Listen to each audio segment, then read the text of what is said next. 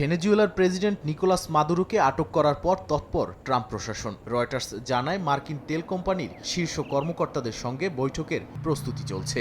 লক্ষ্য বিশ্বের সবচেয়ে বড় তেল মজুতের দেশটিতে উৎপাদন বাড়ানো। ট্রাম্প বলছেন বিলিয়ন ডলার বিনিয়োগ করবে মার্কিন কোম্পানিগুলো।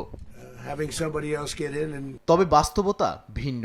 এক্সন মোবিল, শেভরন ও কনকোফিলিপস জানিয়েছে হোয়াইট হাউসের সঙ্গে তাদের কোনো বৈঠকই হয়নি। বিশ্লেষকদের মতে ভাঙা অবকাঠামো, আইনি জটিলতা আর রাজনৈতিক অনিশ্চয়তায় দ্রুত বিনিয়োগ কঠিন। তার উপর বৈশ্বিক বাজারে তেলের দাম কম, তাই ঝুঁকি নিতে নারাজ কোম্পানিগুলো। এদিকে ভেনেজুয়েলায় অন্তর্বর্তী প্রেসিডেন্ট হিসেবে শপথ নিয়েছেন ডেলসি রদ্রিগেজ।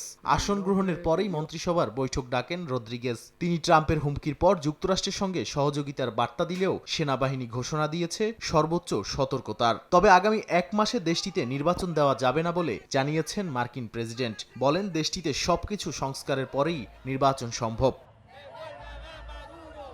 ভেনেজুয়েলার পাশাপাশি কলম্বিয়াকেও চাপে রেখেছে ওয়াশিংটন। ট্রাম্প কলম্বিয়ার প্রেসিডেন্ট গুস্তাভো পেত্রোকে অসুস্থ আখ্যা দিয়ে সামরিক অভিযানের ইঙ্গিত দেন। পাল্টা গেরিলা বাহিনী প্রস্তুতের হুমকি দিয়েছেন পেত্রো। যদিও পরে কলম্বিয়া জানায় মাদক দমনে যুক্তরাষ্ট্রের সঙ্গে সহযোগিতা চলবে, কিন্তু সার্বভৌমত্বে হস্তক্ষেপ মেনে নেওয়া হবে না। কলম্বিয়ার স্বরাষ্ট্র ও বিচারমন্ত্রী জানিয়েছেন যুক্তরাষ্ট্রের গোয়েন্দা তথ্য ও প্রযুক্তি ব্যবহার করে মাদক বিরোধী অভিযান চলবে। নাদিম মারজান, সময় সংবাদ।